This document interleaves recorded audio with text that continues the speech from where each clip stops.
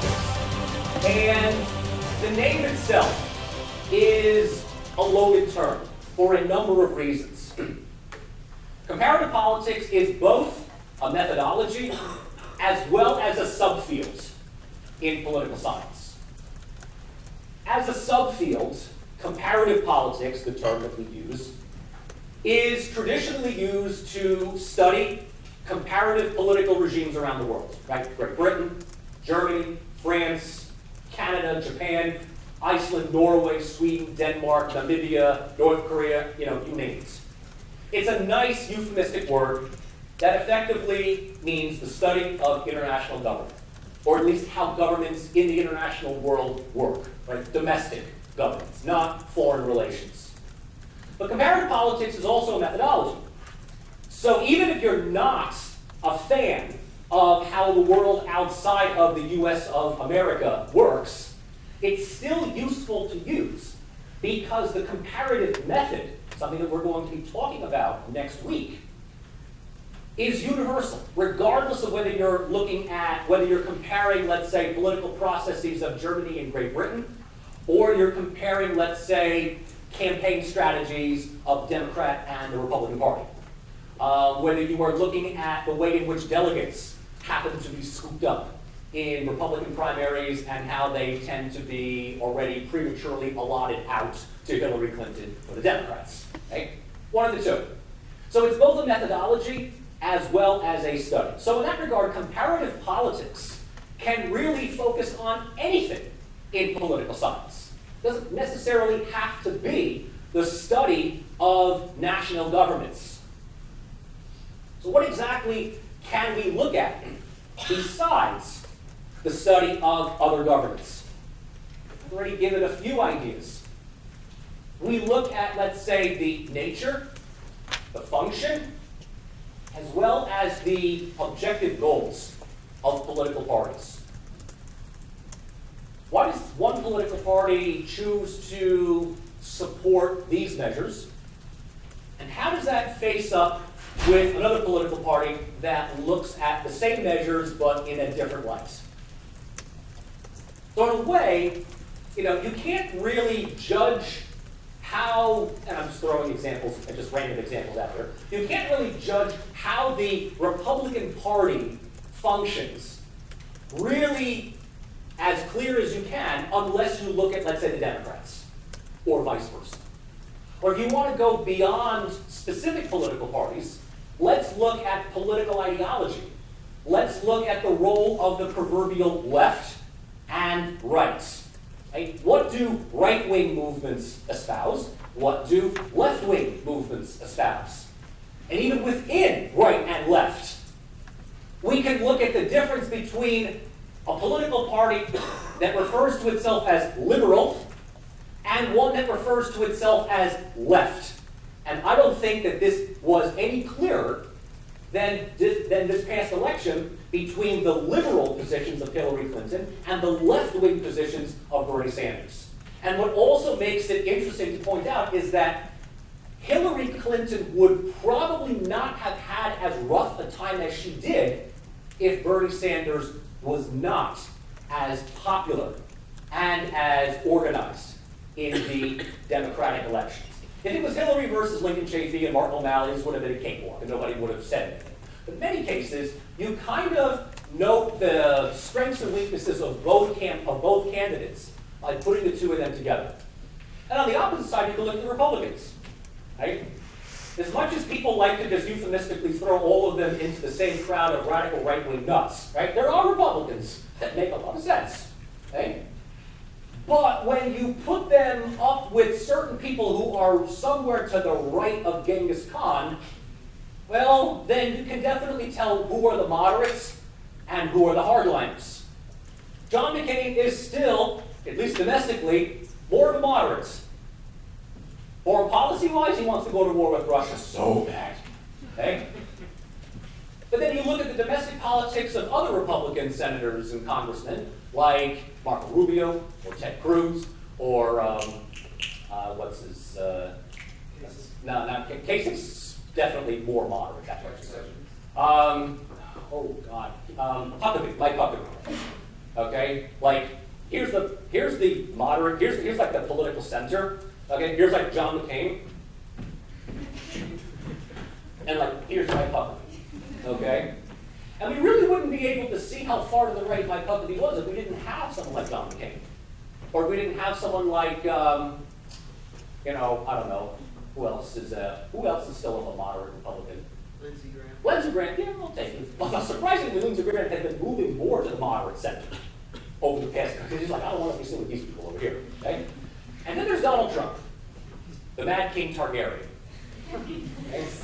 Where is he going to fit into all of this? Because Donald Trump is somewhat of a wild card. Because you got to give him credit. Donald Trump is, if anything, an equal opportunity offender. He will offend everybody.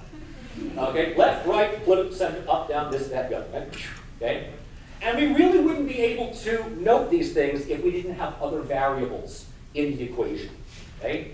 So comparative politics, beyond just simply looking at, okay, this country does this, and this country does that, which I try not to do in this class. Because that's just going to be way too boring. I try to give a story. I try to give like, okay, what's the point of all of this stuff? Okay? So even within countries, we can look at the different positions of political parties. We can look at the different positions of electoral candidates. And this is where it really gets interesting. You want to start getting metaphysical. The different degrees of freedom and democracy in the world. Now, if there's the first lesson that I'm going to give you guys. The first lesson is this, okay? There may be a majority of democracies in the world today, but not all democracies are the same. In fact, some countries are more democratic than others. Which country do you think is probably the most democratic country in the world? Most democratic country in the world? New Zealand. New Zealand? Not bad. I would put New Zealand up there as one of the most democratic. Okay? Their prime ministers insist on being called by their first names. Okay? New Zealand? Sure. Not a problem. France? France has this weird relationship with democracy. Sometimes they go almost anarchic, and then other times they go neo-fascistic. Is France one of the most democratic? Well, we can certainly say that France is one of the founders of modern parliamentary democracy. That much is certain. Which one do you think is more democratic, France or New Zealand? I'll put New Zealand before France. What other countries do you think are unbelievably democratic? Something in Scandinavia, that's a nice blanket statement. In fact, almost all of them, to a degree, have issues that we can only dream of having.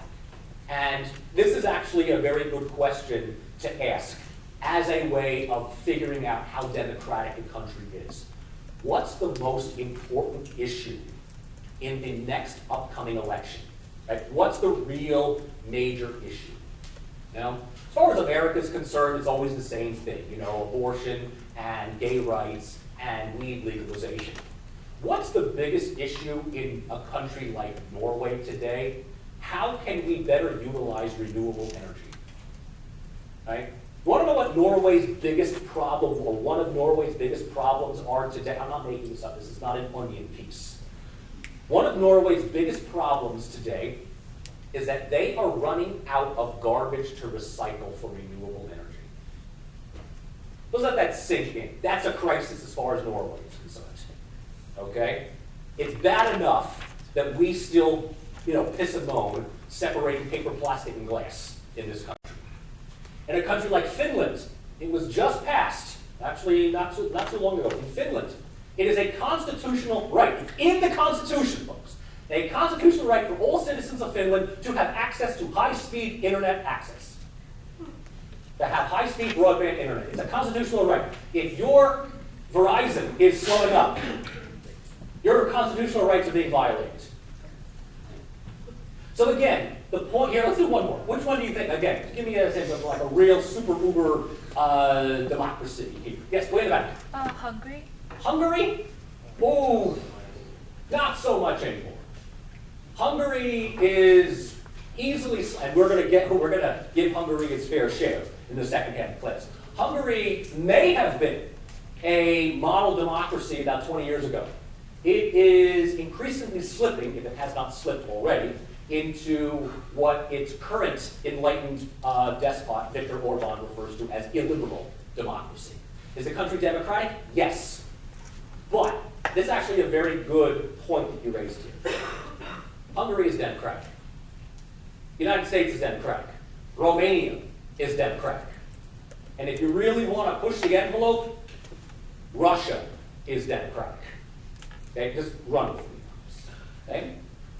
However, is it fair enough to say that some countries may procedurally be democratic, but attitudinally they are not? Absolutely. So that also raises a whole bunch of questions, which we will look into in this class, about why some countries are more democratic than others. That's really the thing that I like. Why? Why are the Scandinavian countries so ridiculously efficient? Right? Why is New Zealand so ridiculously cute? Why does Canada get away with stuff that America just can't? So my point is that why? Why are some countries perennially more democratic than others? It's a rhetorical question right now, but that's something that we're going to be looking at throughout most of the semester. The other thing that we're going to look at the second half of class, because I don't want to just bore you with the nice, squeaky, clean, goody two-shoes democracies.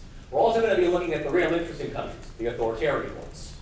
Because let's be honest, at the end of the day, you can watch Star Wars to your heart's content, but you kind of like the Empire. They're efficient. They're clean. How many of you saw Rogue One? They came out, right? Yeah, we're like, yeah, that's Star Wars. Right? The same question about authoritarian regimes we asked about democracies.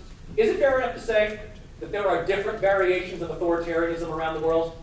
Are there some countries that are more authoritarian than others? What do you think is quite possibly the most authoritarian country in the world today?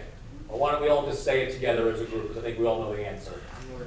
North Korea. As long as the Kim family rules this piece of territory, North Korea, or as I lovingly refer to it as Best Korea, will be the default answer. Okay? I have a thing for North Korea. It's just so ridiculously totalitarian. It's so ridiculously out there. Like, I should be doing work. I should be grading papers. It's 1 o'clock in the morning, and I'm watching documentaries of North Korea on YouTube, and I'm just like, this is grotesquely unnerving, but wow, I really want to go there. Somebody put a GoPro on a car in Pyongyang. Yes, there are cars in Pyongyang. You want to talk about Grand Theft Auto, the North Korean mod? And you're just driving down these grand boulevards. By the way, mind you, the streets in Pyongyang, not a pothole out there. Okay, not a pothole out there. Now mind you, there's no cars, there's a reason, okay? Just you look at the streets of Pyongyang and you juxtapose them with 287 or Route 1, I'll drive in Pyongyang any day. And it's this straight road that just keeps going, and you see these vaguely shaped buildings in the background, and like 5 minutes later they finally come into view. It's like this road does not curve at all. There's no road, there's nothing on the highway anyway. But North Korea is this weird country. So yes, it's kind of like, that's like your safe answer. Want to talk about something that is just unbelievably screwed up, North Korea is your default. But is it also safe to say that there are countries that are authoritarian, not even authoritarian, they just, what I like to call, half-ass their democracy? Oh, we've got tons of those. Ukraine, Turkey, Albania, Nigeria, Venezuela, even Cuba, which up until recently, I have to change my shtick about Cuba. Something monumental happened in Cuba a couple of months ago. What happened in Cuba? Castro finally died after 7,000 years of ruling this country. Castro finally smokes his last cigar and goes to the great cabana in the sky. It's going to be very interesting. It'll be very, very interesting to see what happens to Cuba. But let's put it this way. Which country would you rather be stuck in? North Korea or Cuba? Yeah, okay, that's pretty easy. Okay? So with that in mind, there are different variations of authoritarianism. So the second lesson for this class, we're only on the third slide. The second lesson of this class is that not all authoritarian states are the same. You have different variations of democracy. You have different variations of authoritarianism, to the point where I would even go so far as to use the more boring term, non-democracies. Because there are some authoritarian states that actually practice democracy, procedural democracy. Turkey is a procedural democratic state, and yet their own enlightened despot Recep Erdogan, who is consolidating more power than he should ever be given, is making it increasingly difficult to refer to Turkey. It's not an authoritarian state as long as there are elections, that thing. It's not completely. As a matter of fact, let me ask you also this. I know, things are going in my head at the same time. How many countries in the world today have no elections at all? Like zero, like we're not even like gonna bother half-assing it. We're gonna actually be honest. No elections at all. Okay, there's one easy default answer. North Korea, right? Actually, there are elections, but they don't really count. Do you want the dear leader to remain president for life? And you go, oh, look at that, 100% vote yes. Any other countries that have absolutely no elections whatsoever? Right now? Cuba. Where? Cuba. Cuba? Cuba actually did have elections. Local elections.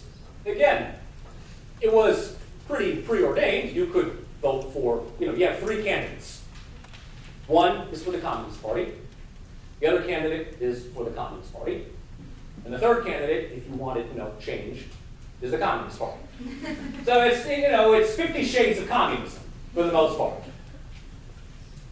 Are there elections? Yes. Are they free and fair? Not really. But there are elections. There are even elections in China at the local level. Same thing, Communist Party, or if you want to change, the Communist Party. So, when we talk about authoritarianism, we also have to understand not all authoritarian states are populated by little Hitlers with funny hats and crazy mustaches and silly accents. In many cases, authoritarian states, non-democracies, are pretty stable. And they have quite the endurance factor. Right? They can survive for years, if not decades. Right now, Vladimir Putin's popularity rating is, and it has never dipped below 60%. It's never dipped below 60%. He's got popularity ratings the likes of which democratically elected leaders would kill to get. Obama leaves office with a 60% approval rating. Now, mind you, you can also apply the comparative method. Look what we're getting afterwards.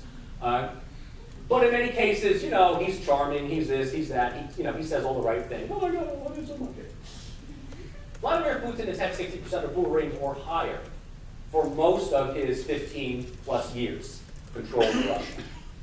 So is North Korea the country with no elections? I think there's also, there could be Somalia, although Somalia has at any given moment 4 governments vying for power at the same time, 5 if you count the Ethiopian army. Eritrea, I believe one of the stands in Central Asia, and Saudi Arabia as well. But there are local elections in Saudi Arabia. Saudi Arabia is also one of the most repressive countries in the world. Okay? So it's a small handful. Another thing, you're really hard pressed to get by in this day and age, running a country without elections. Even if you throw out elections just to give the people some kind of safety valve, okay? You have to at least somehow defer to some kind of procedural democracy. So, comparative politics, as I said, is a lot of stuff. So even if you're not all that big on international stuff, which I hope by the end of this semester you will be, but even if you're not, this class is still valuable. So what are we going to be examining? Okay? We're going to be looking at a lot of things this semester, and most of these things I've already covered. We're going to be looking at international political systems. We've got 6 country cases. After we give adequate time to theories of democracy as well as non-democracy. The first half of the class, we are going to be looking at different degrees of democracy. And it's not enough to just simply say that some countries are more democratic than others. We also have to look at the country and note that its institutions, its resources, its leadership, as well as the decisions that its leaders have made over the past 20 or so years, have influenced the type of democracy. Well, back in the 1930s,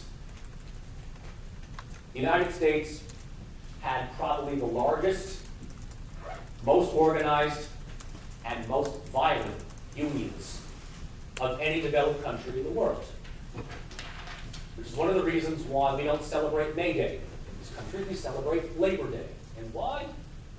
We feared the Red Scare among workers' unions in this country so much that we did not want to give them an excuse to celebrate May 1st, which became the communist holiday. We created a whole different holiday of its own called Labor Day, the first Monday of September. It's perfect. It's all the way at the end of the summer. And if you know American culture, no one gives a damn about the working man for Labor Day. Labor Day marks the unofficial end of summer, and like most American holidays that take place in the summer, we don't know why we celebrate it, but we know that we barbecue, drink beer, and eat burgers. And you can save 40% on tires. Okay? Want to talk about American culture? Want to talk about American political economy? Give us anything that you hold near and dear. We will privatize that shit and make money off of it. Okay? We will also be looking at why illiberal political regimes are still around today. Now, so back in the early 90s, which I am now very sad to acknowledge, most of you were not even around in the early 90s. But it was a great time. We won the Cold War, the closest we ever came to the end of Rocky 5, or 4, whichever one, where Rocky beat the Russian guys, 4 or 5. 4, yeah, okay, it was the closest we ever came to the end of Rocky 4. And everybody said, oh, communism is gone, yay, everybody's going to become democracy, everybody's going to be like America, yeah, type of thing, right? And 20 years later, we've still got a whole bunch of countries that are screwed up. In fact, some countries that were democratic are losing their democratic accountabilities. And I'm not even talking about Hungary, okay? I'm even talking about the one that we're currently living in right now. And that requires us to examine the relationship between cultural attitudes, political behavior, and economic development. Political culture, political institutions, and political economy will be for lack of a better word, the holy trinity for examining both democracies and non-democracies. What does this class do? Officially, exactly as I just said. Unofficially, and I might as well be honest with you. What does this class unofficially do? This class explains a couple of things. Number one, democracy as a theory is all nice and good. And how many of you have taken nature of politics already? Okay, Aristotle, Plato, whatever, Machiavelli, that's all good. Apply that to the real world. And democracy tends to get a lot of bruises, batters, cuts, and scrapes. In many cases, a lot of people are totally happy voting for governments and people that will curtail certain rights and freedoms in the name of national security. It's been happening for decades now. So unofficially, this class kind of shows us what happens in the real world, where theory meets reality, and reality kind of takes over. And reality is the understanding that the most insane person in the room dictates the laws. And we've got a lot of insane people that are running countries these days. And so the new norm is, I forget what was her name, DeVos, DeVoy, whatever it was, the education secretary. That was being something about, are you against guns in public schools? And she said something to the effect of, well, I'm sure that there's a gun in some school in Wyoming because they could get attacked by a grizzly bear. And it's like, this is welcome to the new norm, okay? So take your Aristotle and shove, because trust me, that don't work. What countries will we examine? Well, the syllabus kind of gives that answer away. We're going to be looking at 3 democracies in the first half of the class: Great Britain, Germany, and India. Great Britain serves as our template, and it's quite possibly the most boring section out of all of it. No offense to fans of Great Britain, but it really is the starting point. Germany is our major competitive case between the first one, and Germany is a great example because it serves as a comparative model even in itself. Germany had a democratic government before 1945, the Weimar Republic. And everybody knows what happened to the Weimar Republic. Okay? Spoiler alerts, Anakin Skywalker becomes Darth Vader. Okay? How did Adolf Hitler come to power? He was elected. The mofo ran for office. That's all. Okay? So you could say that Weimar Germany was so democratic it voted itself into oblivion. Post-war Germany was built on the mistakes, or built by fixing the mistakes of the Weimar period, and today is seen as not only one of the most robust democracies of Europe, but is really the end of the yellow brick road for tens of thousands, if not millions, Middle Eastern refugees that are effectively entering Europe and want desperately to find asylum in Germany. Germany has gone a long way in the last 100 years. The last 100 years, Germany has tried to take over the world twice. 3 times if you count the European Union. And failed. Damn it, they are tenacious sons of bitches. At some point, they are going to get it right. India.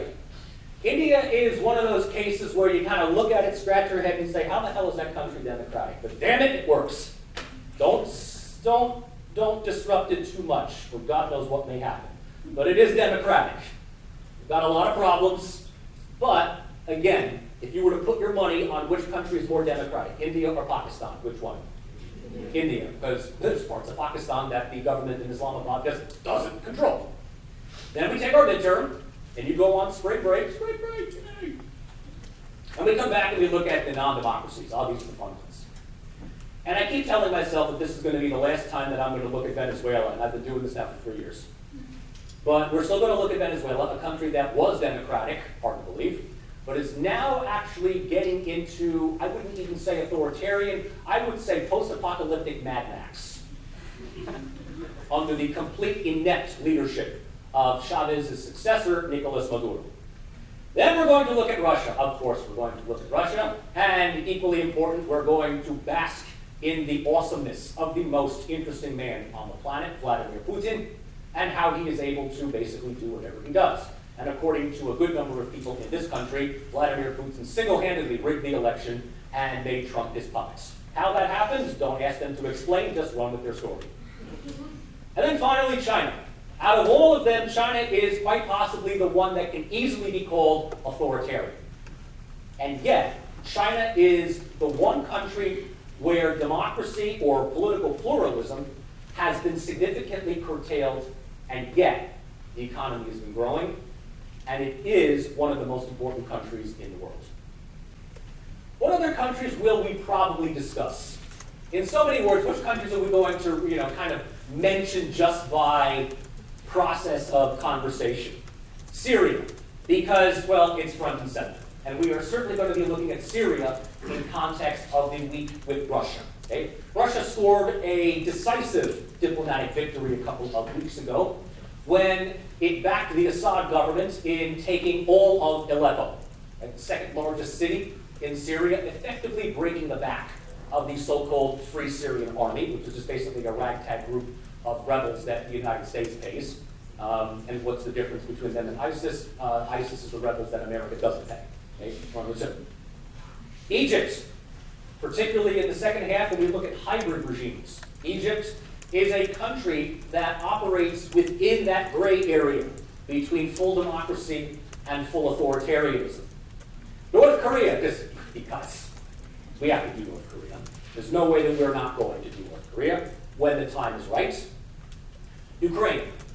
Certainly in the section on Russia, it is going to be very difficult to avoid talking about the recent developments in Ukraine over the past 2 to 3 years, including Russia's annexation of the Crimean Peninsula and their support for the breakaway separatists in the eastern regions of Donetsk and Lugansk. Spain. No one ever talks about Spain, poor Spain. But Spain actually functions as one of the model cases for a country that transitioned from authoritarianism to full-blown democracy in less than 10 years. Most people don't really talk about that, but Spain, especially its elite bargaining, its negotiated discussions among various political movements and groups within the country, provided a very peaceful and smooth transition away from the authoritarianism of Francisco Franco in the 1970s. Even though Spain today is a little bit more crippled by economic downturns, Spain is much more democratically liberal than the United States is. And I'll talk about which country is more democratic than others. Money is out there, but Spain's got a lot more things going for it than even the United States. And Norway. Just like we've got a template for the worst, North Korea, we've got a template for one of the best, Norway. If a country like Norway's biggest problem is that they are running out of garbage to recycle for renewable energy, damn, they're doing something right. Okay? They're doing something right. In fact, another great question to ask, whether you want to find out how democratic the country is this euphemistic question. How effective is their Green Party? And if the answer is like Green Party, we can't afford a Green Party, they still have some problems. If you ask how effective is their Green Party, oh, Green Party, you kidding me? They just were in a governing coalition for 2 terms. It's great. They did this, they did that. They got wind energy, solar energy. Look, even the roads glow at night. You know, the Dutch are doing these things, right? The lanes, you know, those little markers on the highway, right? We're going to take out the lanes. We're going to make the lanes glow. And of course, how are they glowing? They're taking it all in through solar energy. Goddamn Scandinavia. Okay, seriously. Okay. So obviously, we're going to be looking at examples to help us along. Yes? Will Turkey also slip into this discussion because... Oh, I thought I had Turkey. Oh, well, we're looking at yes, we will talk about Turkey. We will start. I thought I had Turkey. I guess I took that out for the United States. But yes, we will certainly talk about Turkey. And we will talk about the United States, simply just because it's the one that everybody knows. Okay. So in the remaining 5 or so minutes that we have, what themes will we discuss? You don't have to write all this stuff down. Because I've already talked about most of this stuff. What themes are we going to be discussing? We're going to be looking at theoretical versus applied democracy. The theories of democracy are great, but when, you know, rubber hits the asphalt, reality steps in. And there are a lot of exceptions, compromises that take place. As a matter of fact, we have one special case study before the midterm.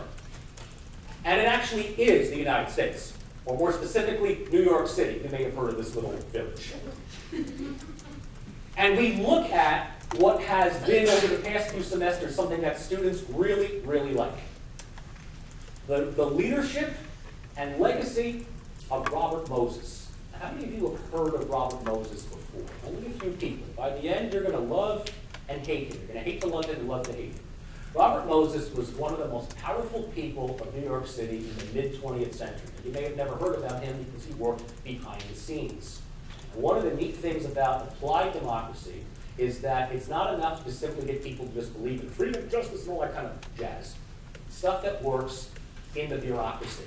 A lot of times the bureaucracy is non-democratic, unaccountable, and has access to money and power, the likes of which no elected official would ever be able to use.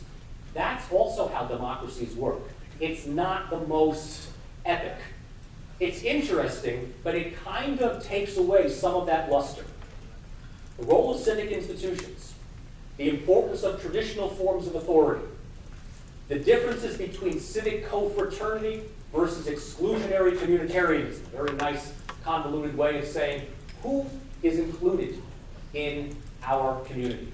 What defines citizenship? Who is in and who is out? And path-dependent historical legacies, something that I talk about in greater detail in my unofficial sequel, Politics and Culture. My teaching style, what you see is what you're going to get. I'm happy to announce, or sorry to let you know, for the next 15 or so weeks. Okay? We've gone over all of this stuff beforehand.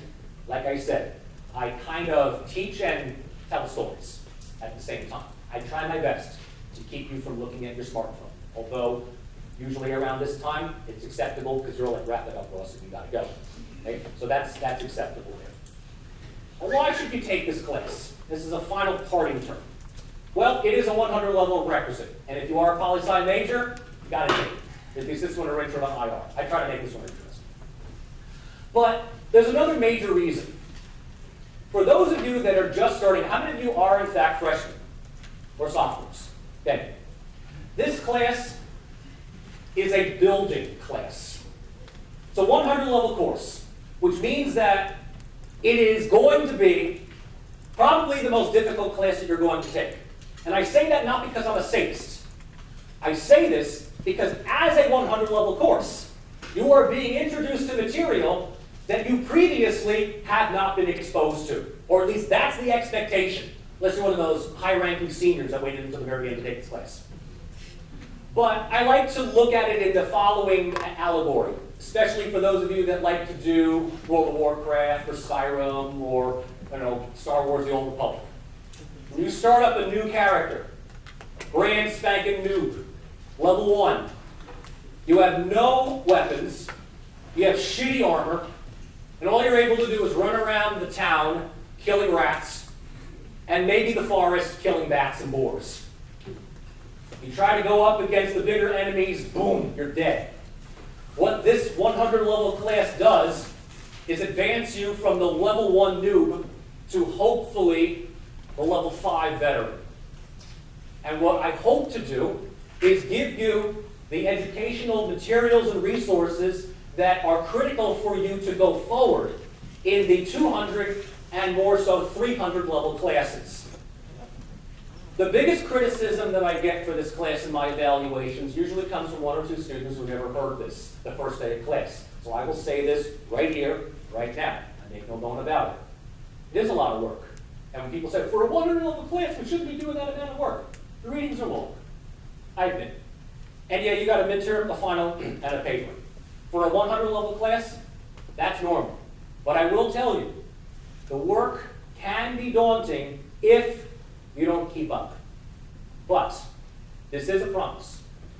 If you come to class prepared, you do the readings, especially the journal readings, not the textbook readings, but the theoretical stuff. If you come to class having done that, if you participate, if you keep up, I guarantee you, after the midterm, it's going to be a cakewalk. Because you're going to have enough academic real estate going into the midterm to then take the second half of class and say, oh yeah, that makes sense, I remember this works. So do me this one favor. First couple of weeks, especially if this is one of the first classes that you're taking, is going to be a little difficult. It's going to be daunting. And if you come to class thinking, I did the reading, I have absolutely no idea what the hell is being said, that's fine. That's totally fine. Our job here is to clarify that. Tom is going to do the exact same thing in recitation. Okay? And his experience, is certainly well qualified. So work with us. Pay attention, do that stuff, and I guarantee you, you will enjoy this class, even if it is a 100 level class. Don't do it, you're going to fall behind. And you're going to have a very difficult time keeping up. Okay? We're here to help, but you need to come to see us. If you don't do it, not much else I can do for you. Okay? That's the long and short of it, folks.